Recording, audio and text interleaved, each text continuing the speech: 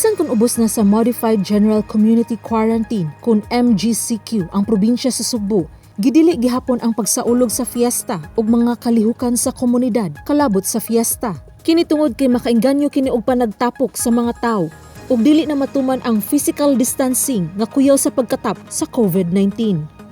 Niadtong Hunyo 29, ni-issue ang Interagency Task Force for the Management of Emerging Infectious Disease ug Resolution number 50-A nga nagbutang sa lalawigan sa Sugbo ubos sa MGCQ kini gawas lang sa dakbayan sa Talisay ug mga lungsod sa Minglanilla ug Konsolasyon. Sa gi-issue nga Executive Order number 20 ni Gobernador Gwen Garcia niadtong Hulyo 9, gitugot ang religious services apan kutob lang sa 50% sa venue o seating capacity ug kinahanglan mosubay sa mandatory safety ug health guidelines.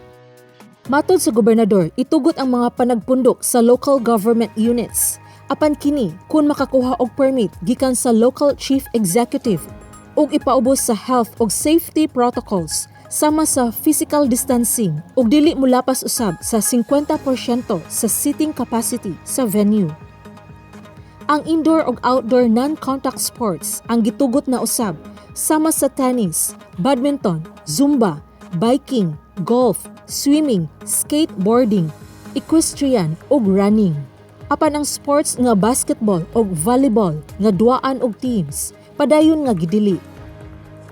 Samtang patubagon og apil ni Gobernador Garcia ang mga kapitan sa mga barangay sa lalawigan sa Sugbo kung dunay madakpan nga nagtigbakay sa ilang barangay. Tigbakay, di yun na pwede. O i-appeal na ko